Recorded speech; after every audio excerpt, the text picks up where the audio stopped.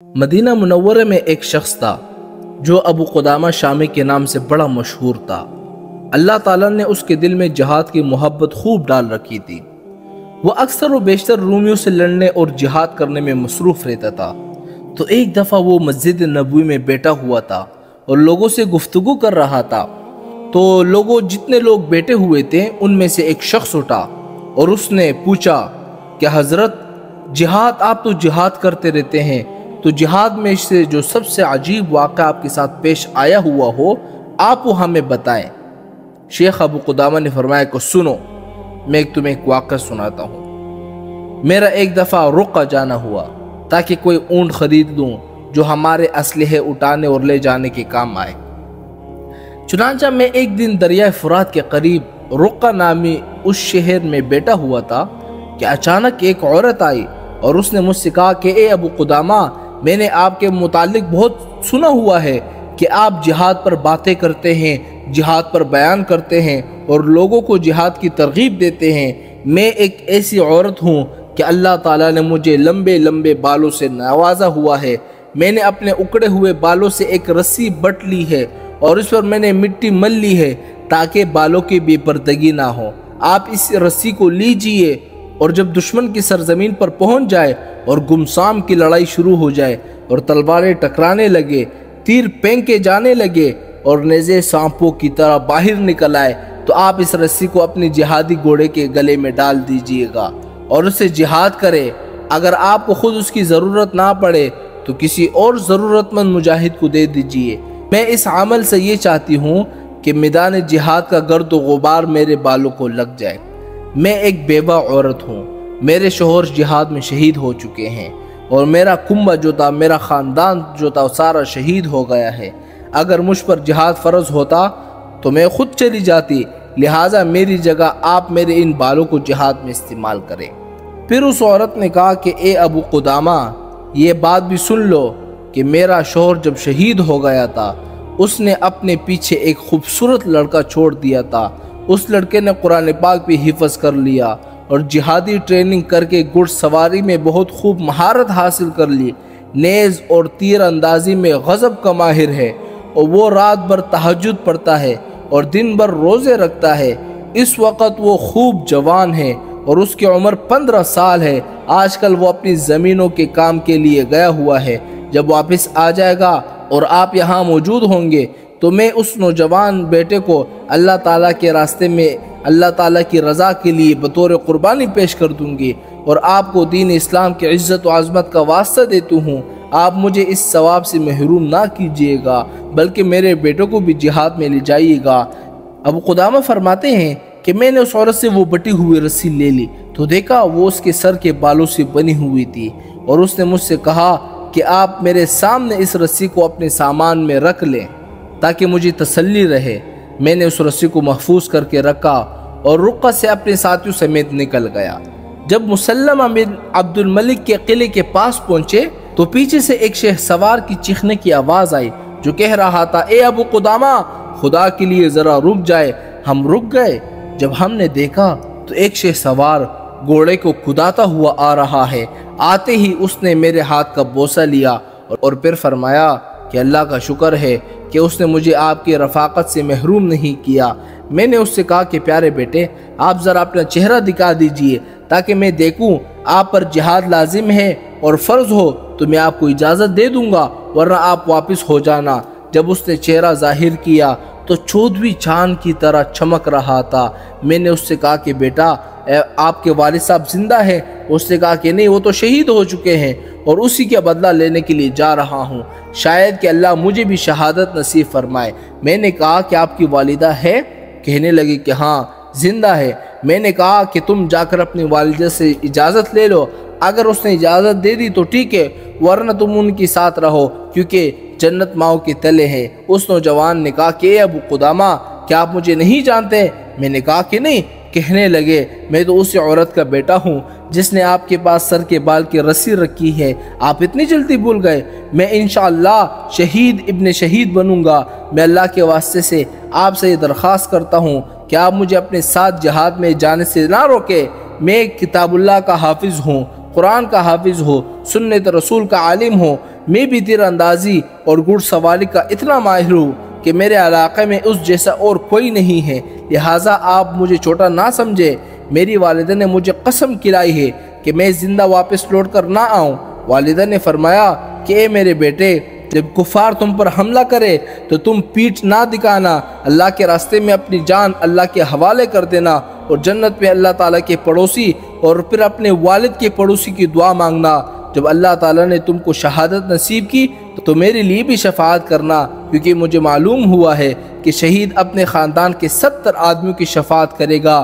اور یہ کہہ کر امی جان نے مجھے سینے سے لگایا اور آسمان کی طرف نظریں اٹھا کر اس نے دعا مانگی، اے میرے مولا، اے میرے آقا، یہ میرا بیٹا ہے، میرا دل کا پھول ہے، میری جان کا پھول ہے، میں نے اس کو تیری خدمت میں پیش کرتا ہوں، اس کو قبول فرما لیجئے۔ شیخ ابو قدامہ فرماتے ہیں کہ جب میں نے اس لڑکی کی یہ گفتگو سنی نا تو مجھے بہت زیادہ رونا آیا، خاص کر اس وجہ سے کہ یہ تو نوجوان بیٹا ہے، نہایت ہی خوبصورت ہے، اور اس وجہ سے بھی مجھے زیادہ رونا آیا کہ اس کی والدہ کے دل پر کیا گزرتی ہوگی۔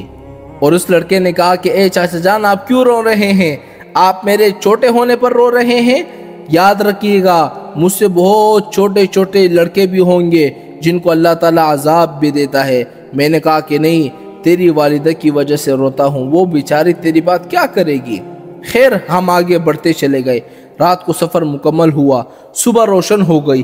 لڑکا مسلسل اللہ کی ذکر میں لگا ہوا تھا۔ میں نے جب غور سے دیکھا تو یہ لڑکا سب سے زیادہ گھڑ سواری میں ماہر تھا اور سب سے زیادہ خدمت گزار بھی تھا۔ جتنا ہم دشمن کے قریب ہوتے جاتے تھے، یہ لڑکا اتنا ہی چست بنتا جاتا تھا۔ دوسرے روز دن بھر سفر ہوا اور غروب آفتاب کا وقت ہم کفار کے علاقے میں پہنچ گئے۔ ہم نے وہی پڑاؤ ڈال دیا۔ ہم سب روزے سے تھے، ہم سب نے روزہ رکھا ہوا تھا۔ اس نوجوان لڑکے نے ہمارے لیے افطاری کا انتظام کیا۔ وہ افطاری کے تیاری میں لگا ہوا تھا کہ نیند اس پر غالب آ گئی، وہ سو گیا۔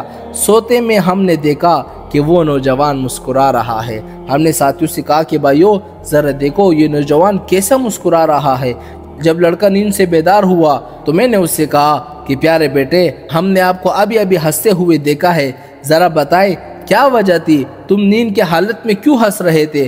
نوجوان نے کہا کہ میں نے ایک عجیب خواب دیکھا ہے، اس کی وجہ سے ہنسنے لگا تھا۔ خواب میں نے یہ دیکھا کہ میں ایک بہت بڑے خوبصورت باغ میں ہوں اور اس میں گھوم رہا تھا، لطف اٹھا رہا تھا کہ اچانک میں نے وہاں پر ایک عالیشان محل دیکھا جو چاندی، جواہرات اور موتیوں سے بنا ہوا تھا، اور اس کے دروازے سونے کے تھے اور اس پر سلیقے سے پردے رکھے ہوئے تھے۔ اچانک ان پردوں کو کچھ لڑکیوں نے دروازے سے ہٹایا اور وہ لڑکیاں چاند کی طرح چمک رہی تھی۔ جب انہوں نے مجھے دیکھا تو سب نے مجھے خوش آمدید کہا، اور میں نے خواب میں ایک کی طرف ہاتھ بڑھایا تو وہ کہنے لگی کہ جلدی نہ کیجیے، ابھی آپ کا وقت نہیں آیا۔ میں نے سنا کہ وہ لڑکیاں آپس میں کہہ رہی تھی یہ نوجوان مرضیہ کا شوہر ہے۔ پھر انہوں نے مجھے کہا کہ آپ پر اللہ رحم کرے، ذرا آگے بڑھے۔ میں کچھ آگے بڑھا تو کیا دیکھتا ہوں، اس محل میں ایک کمرہ ہے جو سب سے زیادہ بلندی پر ہے اور خالص سونے کا بنا ہوا ہے، اور اس پر ایک ایسی خوبصورت لڑکی بیٹھی ہوئی تھی جس کا چہرہ آفتاب کی طرح چمک رہا تھا۔ اگر اللہ میری نگاہوں کی حفاظت نہ کرتا تو میری نگاہیں چل جاتی اور میری عقل سلب ہو جاتی۔ جب اس لڑکی نے مجھے دیکھا تو مجھے کہا کہ مرحبا مرحبا، آئیے، خوش آمدید۔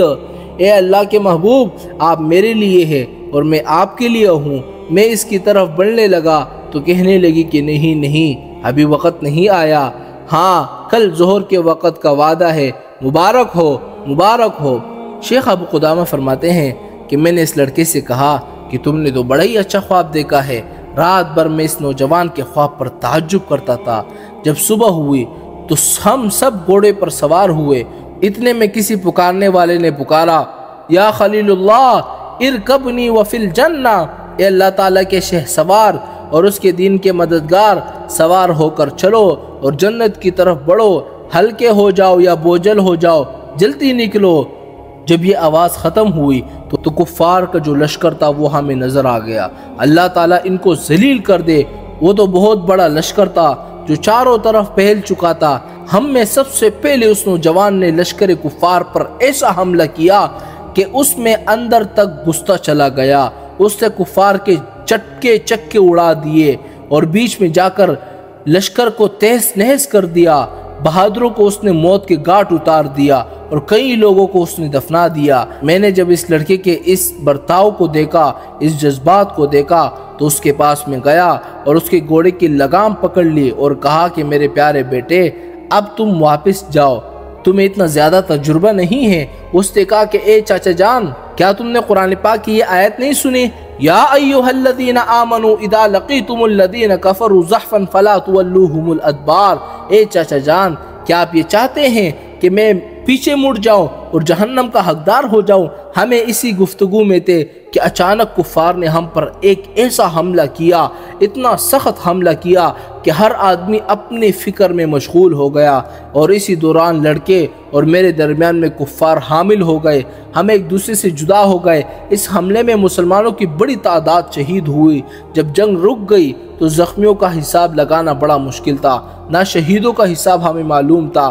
گھوڑے سمیت سب کی لاشیں ہمیں نظر آ رہی تھی، ہر طرف لاشیں ہی لاشیں تھی اور سیلاب کی طرح خون بہہ رہا تھا۔ شہداء کے چہرے خون اور غبار کی وجہ سے پہچانے نہیں جا رہے تھے۔ میں گم ہی رہا تھا کہ اچانک میں نے ایک شخص کو زمین پر پڑا ہوا دیکھا، جو گھوڑوں کے سموں کے نیچے کچلا پڑا ہوا تھا، اور اس کے چہرے اور اس کے جسم پر غبار لگا ہوا تھا، اور اپنے آخری سانس لے رہا تھا اور کہہ رہا تھا کہ اے مسلمانوں، خدا کے لیے میرے پاس چچا ابو قدامہ کو بھیج دو۔ میں نے جب اس کی آواز سنی، اس کے قریب آیا، دیکھا اس کا چہرہ پہچان میں نہیں آ سکتا۔ میں نے اس سے کہا کہ ہاں، میں ابو قدامہ ہوں۔ اس پر لڑکے نے کہا کہ چچا جان، رب کعبہ کی قسم، خواب کی تعبیر سچی نکلی۔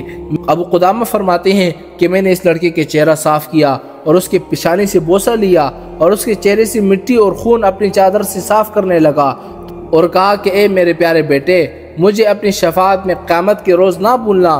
نوجوان نے کہا، آپ جیسے محسن کو میں کیسے بلا سکتا ہوں؟ آپ اپنی چادر سے میرا خون کیوں صاف کر رہے ہیں؟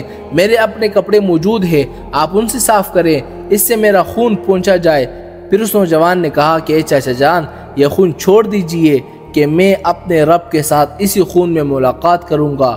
خواب میں جس کو میں نے دیکھا تھا وہ سامنے کھڑی ہے اور میری روح نکلنے کے انتظار میں ہے اور مجھ سے کہہ رہی ہے کہ میں تمہارا دیدار دیکھ رہی ہوں، میرے پاس جلدی آ جاؤ۔ اے چاچا جان، میں آپ کو خدا کا واسطہ دیتا ہوں، اگر اللہ تعالیٰ نے آپ کو صحیح سالم واپس لوٹا دیا تو آپ میرے یہ خون آلود کپڑے میرے مسکین اور غمگین والدہ تک پہنچا دینا، تاکہ ان کو معلوم ہو جائے کہ میں نے اس کو وصیت کو پورا کر دیا اور مشرکین کے مقابلے میں کسی بزدلی سے کام نہیں لیا۔ آپ ان کو میرے سلام پہنچا دیجیے گا اور ان سے کہیے گا اللہ تعالیٰ نے اس کی قربانی کو قبول کر لیا۔ اے چاچا جان، میری ایک چھوٹی سی بہن ہے جس کی عمر 10 سال ہے۔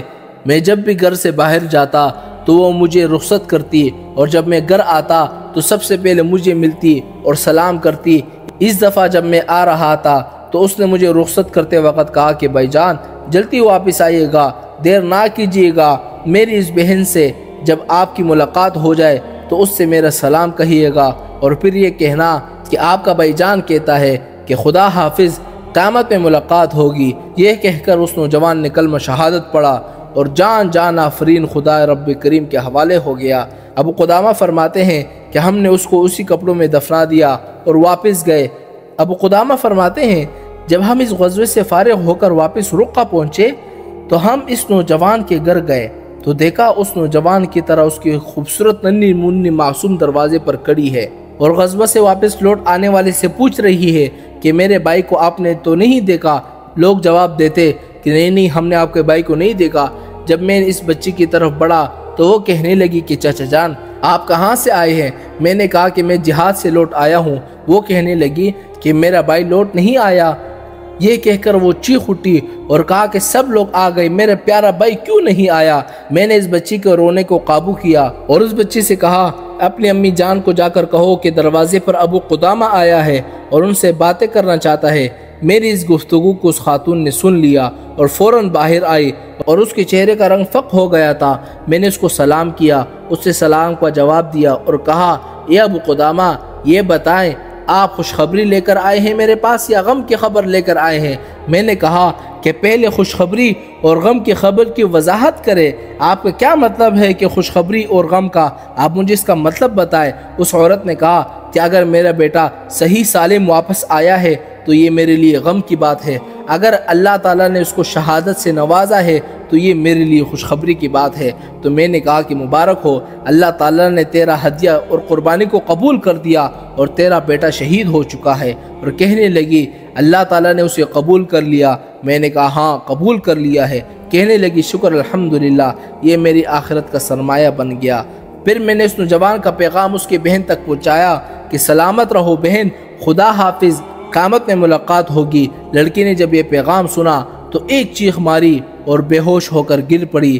جب میں نے اس کو ہلایا تو وہ مر چکی تھی۔ میں نے لڑکی کے خون آلود کپڑے اس کی والدہ کے حوالے کر دیے اور زخمی دل اس کے گھر سے واپس لوٹ آیا۔ مجھے اس عورت کے صبر پر اتنا تعجب ہو رہا تھا۔ تو میرے بھائیوں، اس واقعے سے آپ کو کیا سیکھنے کو ملا؟ اس واقعے سے ہمیں یہ سیکھنے کو ملتا ہے جب انسان اپنے اللہ تعالیٰ سے لہو لگا لیتا ہے تو اسی دنیا کی یہ جو چیزیں ہیں، دنیا کے اندر یہ خوشیاں ہیں، یہ اس کو ہیچ معلوم ہوتی ہے، بے حقیقت معلوم ہوتی ہے اور اس کی نظر میں صرف آخرت ہی رہ جاتی ہے۔ چنانچہ اس واقعے سے ہمیں یہ سبق ملتا ہے، ہم بھی شہادت کی تمنا رکھیں اور دنیا کی محبت کو دلوں سے نکال دے اور آخرت کی محبت اپنے سامنے رکھے۔ اللہ تعالی ہم سب کو اس واقعے سے سبق حاصل کرنے کی توفیق عطا فرمائے۔ آمین یا رب العالمین۔